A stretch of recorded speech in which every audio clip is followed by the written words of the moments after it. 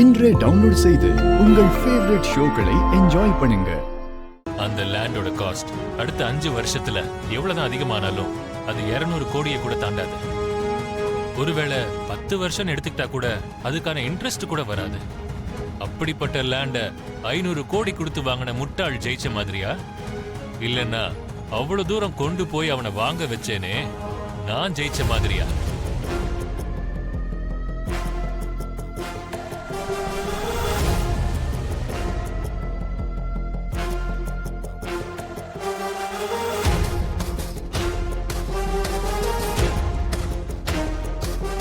My dear intelligent businessmen,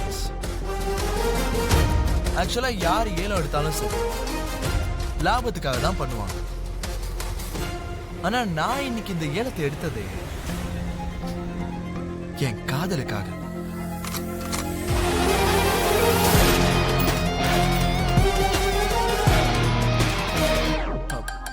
உங்களுக்கு புரியலையா? இந்த 5 ஏக்கர் லேண்ட் யாருமே பார்க்காத ஒரு புது டவுன்ஷிப்பை நான் உருவாக்க போறேன்.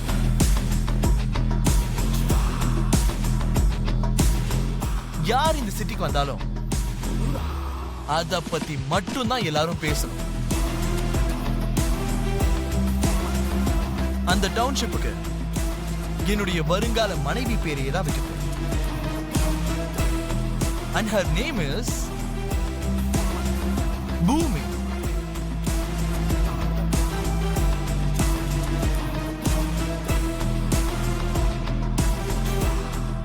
வாவ், ரொம்ப அற்புதமான பிளானா இருக்கு. நல்லா யோசிச்சிருக்கீங்க. Congratulation sir. Thank you. Congrats. Congrats, sir. Congratulations, sir. Congrats. Thank you. Congrats, sir.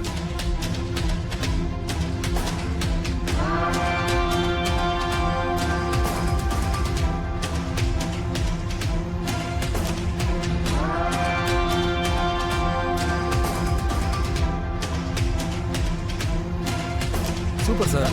Thank you. Sir, some idea, sir. Thank you so super much. Sir. நல்ல idea. Congrats, sir. Oh, thanks. Congratulations, sir. Thank you.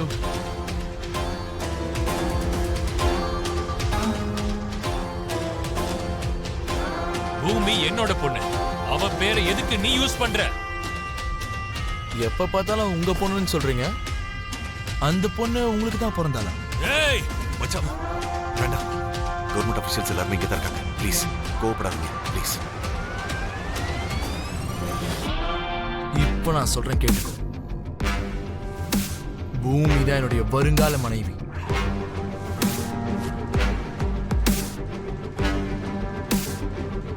என் பொண்ணு சொல்லி அவ்வளவு வீட்டுலயே வச்சுக்காது. என் வீட்டுக்கு அனுப்பி